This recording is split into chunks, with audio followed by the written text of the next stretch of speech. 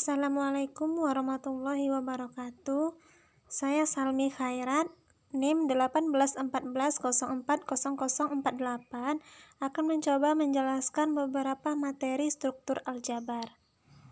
Baiklah, materi yang pertama yaitu grup siklis. Di sini didefinisikan jika G grup dan X himpunan bagian dari G, maka subgrup di G yang dibangun oleh X adalah X. Khusus untuk X tidak sama dengan Pi diperoleh X sama dengan himpunan X1 pangkat T1, X2 pangkat T2 sampai Xn pangkat Tn, di mana Xi-nya elemen bilangan X, dan untuk Ti-nya plus minus 1, di mana N elemen bilangan asli. Didapat I di situ yaitu 1 dan 2. Nah, untuk khusus X sama dengan bilangan X diperoleh himpunan X pangkat N, di mana N elemen bilangan real dengan X pangkat 0 didefinisi EG. Pada kasus X sama dengan himpunan X, jika X sama dengan G, grup G disebut grup siklis, yaitu grup yang dibangun suatu elemen. Nah, untuk lebih memahaminya kita lihat contohnya. Di sini contohnya yaitu berikut ini beberapa contoh grup yang merupakan grup siklik dan yang bukan grup siklik. Yang pertama, grup Z terhadap penjumlahan merupakan grup siklik karena Z-nya sama dengan 1 dan min 1. Yang kedua, grup H sama dengan anggota 1, min 1, I, min I, di mana I pangkat 2 sama dengan min 1 terhadap operasi perkalian yang merupakan grup siklik karena hanya sama dengan I.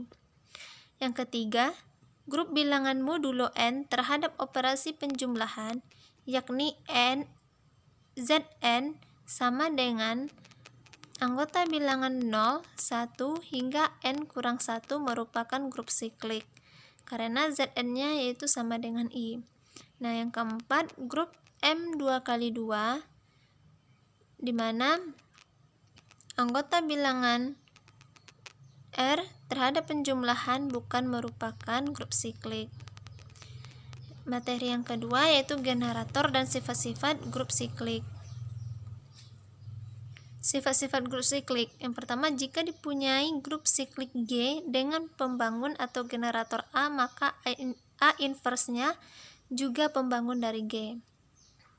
Dengan mengambil sebarang X elemen G berakibat X sama dengan A pangkat N untuk suatu N elemen bilangan real, bilangan asli. Karena G grup berakibat untuk setiap anggota di G, inverse-nya juga ada di G, yaitu X elemen bilangan G. Dengan kata lain, G juga dibangun oleh A inverse. Nah, kita lihat contohnya. Contohnya itu buktikan bahwa 1 dan min 1 merupakan pembangun atau generator dari bilangan asli. Nah, di sini langsung nampak pembuktiannya, yaitu jelas bahwa Z dibangun oleh 1 karena N elemen bilangan Z, dan dimana N dapat dinyatakan sebagai penjumlahan 1 sebanyak N, yaitu N sama dengan 1 tambah 1 ditambah sampai 1 sama dengan 1 pangkat N. Berdasarkan sifat di atas, maka didapatkan bahwa min 1 juga membangun bilangan asli. Selanjutnya untuk yang materi ketiga yaitu grup simetri. Kita lihat definisi. Di sini ada 3 definisi. Kita lihat definisi yang pertama. Misalkan S suatu himpunan berhingga yang banyak elemennya adalah N, suatu pemetaan 1 ke 1 dari S ke S sendiri disebut suatu permutasi dari elemen-elemen S. Banyaknya elemen dari S merupakan tingkat permutasi itu sendiri. Kita lihat yang definisi kedua. Misalkan A adalah suatu himpunan berhingga dan SA adalah himpunan suatu pemetaan bijektif dari himpunan A pada dirinya sendiri, maka komposisi pemetaan dari SA kali 0 adalah merupakan grup permutasi. Kita lihat definisi yang ketiga. Grup dari suatu permutasi dari himpunan unsur disebut grup simetris berderajat n dan dinyatakan dengan Sn kali 0. Order dari Sn adalah n permutasi dan bilangan n besar dari 2 di mana n bilangan bulat positif, maka Sn-nya tidak komutatif. Nah, untuk lebih memahami kita lihat contohnya. Contohnya di sini yaitu misalkan F dan G dua permutasi yang didefinisikan sebagai berikut, di mana F-nya yaitu 1, 2, 2, 1, 3, 5, 4, 3, 5, 6, dan 6, 4. Dan untuk G-nya yaitu 1, 3, 2, 1, 3, 2, 4, 5, 5, 6, 6, 4. Di sini perintahnya yaitu tentukan F bundaran G dan G bundaran F dan tentukan orbit dan sikelnya. Kita lihat penyelesaiannya. Di sini F bundaran G-nya kita dapatkan 1, 5, 2, 2, 3, 1, 4, 6, 5, 4, dan 6, 3. Maka orbitnya yaitu 1, 5, 4, 6, 3. Dan untuk sikelnya yaitu 1. Nah, selanjutnya G bundaran F. Untuk G bundaran F yaitu 1, 1, 2, 3, 3, 6, 4, 2, 5, 4, 6, 5. Nah, berarti didapatkan orbitnya yaitu 2, 3, 6, 5, dan 4. Sedangkan sikelnya adalah 1. Dan selanjutnya yaitu materi yang keempat, homomorfisme dan sifat-sifatnya. Di sini misalkan G, bintang, dan H0 merupakan dua buah grup didefinisikan fungsi Pi-nya yaitu G menuju H. Dikatakan homomorfisme grup jika Pi mengawetkan operasi yang berlaku sifat Pi A bintang B sama dengan Pi A dikali Pi B yang dikatakan mengawetkan operasi yaitu peta hasil operasi A bintang B elemen G sama dengan hasil operasinya peta-petanya di H Pi A kali Pi B. Kita lihat contohnya di sini. Contohnya yaitu misalkan G pada penjumlahan dan H pada pengurangan merupakan dua buah grup yang didefinisikan pemetaan dari Pi G menuju H dengan Pi A-nya yaitu sama dengan 2 pangkat A, dan tunjukkan bahwa Pi-nya merupakan homomorfisme dari G ke H. Kita lihat penyelesaiannya. Kita ambil sebarang A, B, elemen G, maka A-nya yaitu Pi A sama dengan 2 pangkat A dan B-nya menuju Pi B sama dengan 2 pangkat B, dan untuk A tambah B yaitu Pi A tambah B. Nah, dengan Pi A tambah B sama dengan 2 pangkat A tambah B sama dengan 2 pangkat A dikali 2 pangkat B. Didapatkan yaitu sama dengan Pi A dikali Pi B, karena untuk setiap A bilangan AB elemen bilangan G, Pi-nya itu A tambah B yang sama dengan Pi A dikali Pi B. Maka terbukti merupakan homomorfisme dari G ke H. Selanjutnya kita lihat untuk pembahasan materi yang kelima, isomorfisme. Di sini sebuah isomorfisme Pi dari grup G ke grup G adalah pemetaan 1 ke 1 atau fungsi dari G ke onto G dengan mempertahankan operasi dari grup tersebut. Kita lihat Pi B-nya sama dengan Pi A dikali Pi B untuk setiap A, B dalam G.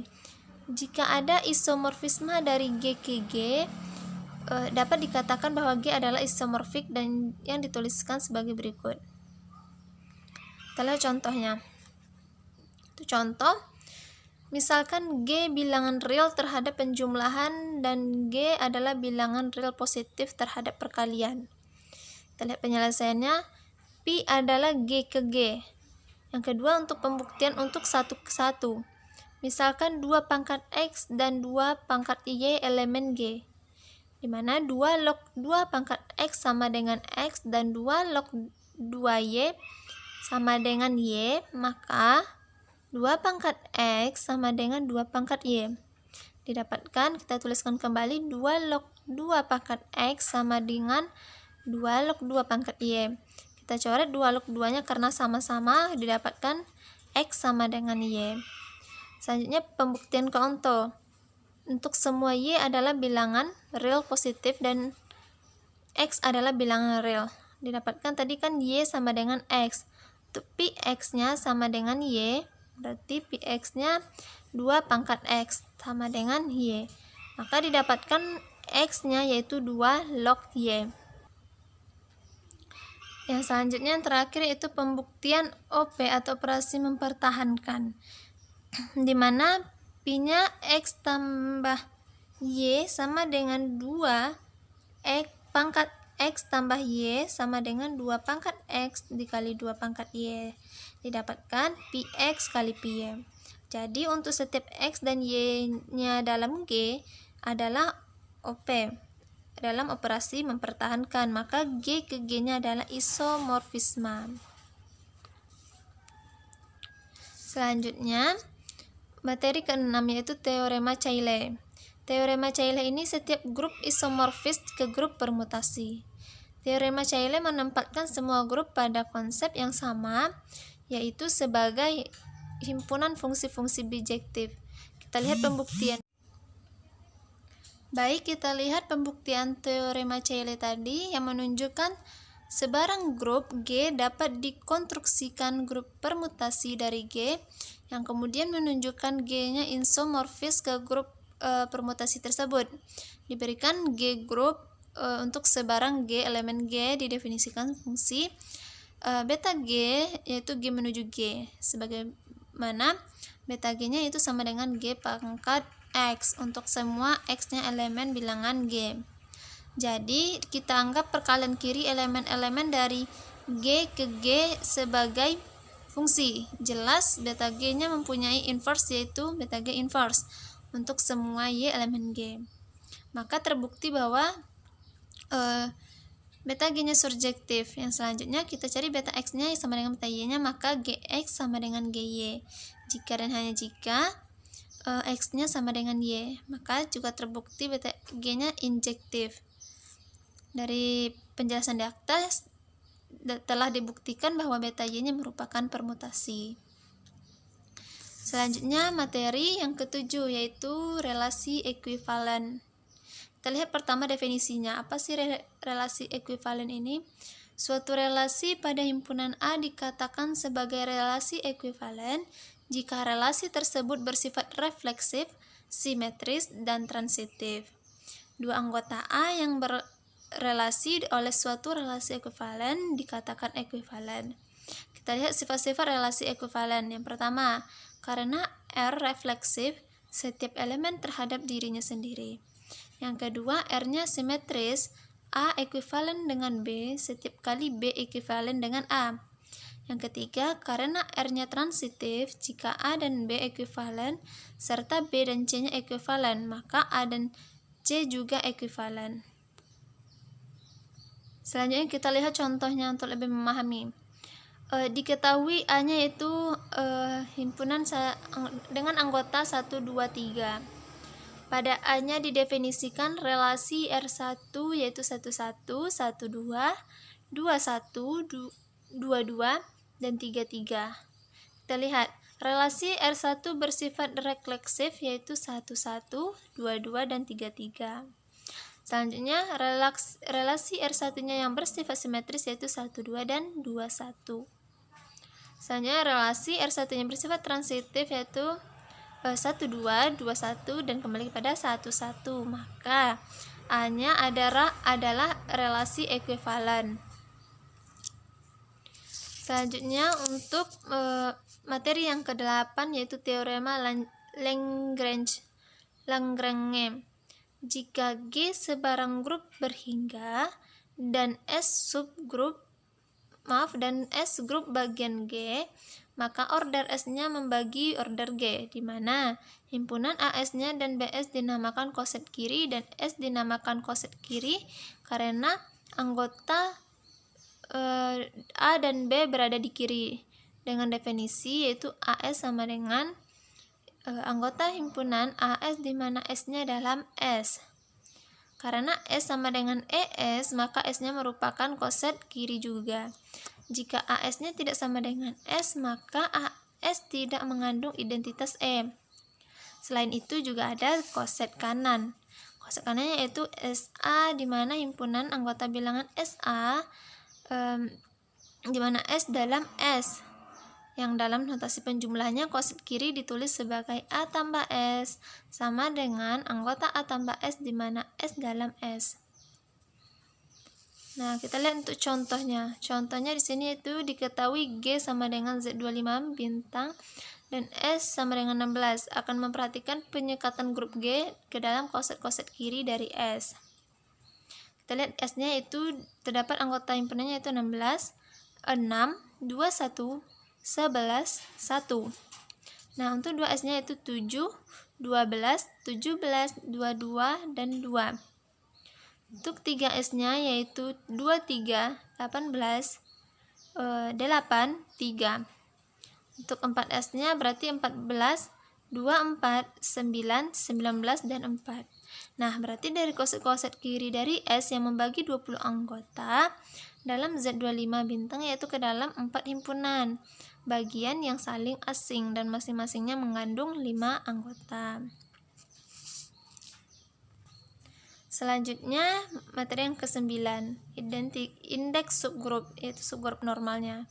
Kita lihat definisi yang pertama. Misalkan H adalah suatu subgrup dari grup G, subgrupnya H dikatakan subgrup normal dari G bila GHG-nya inverse elemen H untuk setiap G elemen G dan H elemen H. Selanjutnya,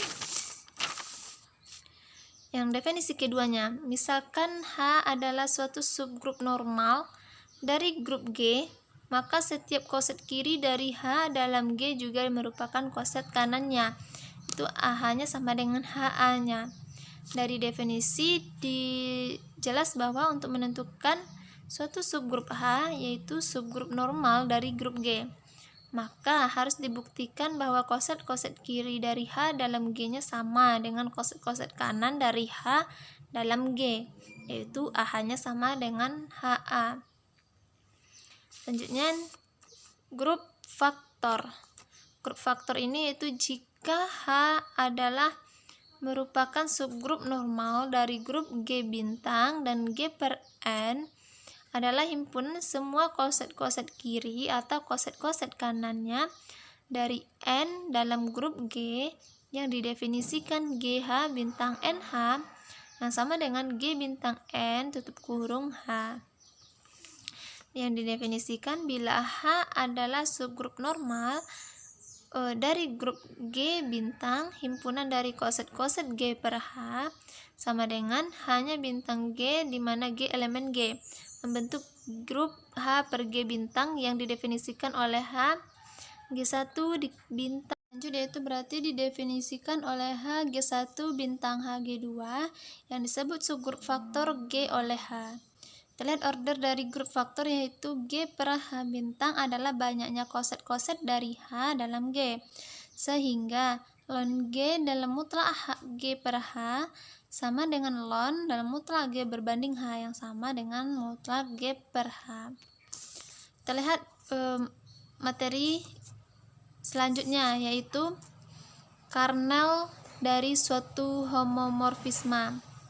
Kita lihat yang pertama definisinya yaitu diberikan F G menuju G1 homomorfisme grup, maka kernel dari F dinotasikan dengan ker F yang didefinisikan sebagai ker F sama dengan F inverse dalam kurung S1 sama dengan anggota himpunan A elemen G di mana FA-nya sama dengan E1 dengan E1-nya yaitu identitas dari G1. Kita lihat contohnya yaitu diberikan homomorfisme grup F Z-nya yaitu menuju Z8 dengan definisi FA-nya sama dengan A mod 8. Tentukan kernel F-nya. Penyelesaiannya ker F sama dengan kita masukkan rumusnya tadi itu anggota himpunan A elemen Z di mana FA-nya itu 0. Berarti A elemen Z di mana A-nya kita masukkan mod 8 sama dengan 0. Berarti A elemen Z di mana A sama dengan 8N, yaitu N-nya anggota elemen bilangan asli, sama dengan anggota himpunan 8N di mana N elemen bilangan asli. Berarti kita dapatkan kernel F-nya yaitu 8 sebagai himpunan bilangan asli.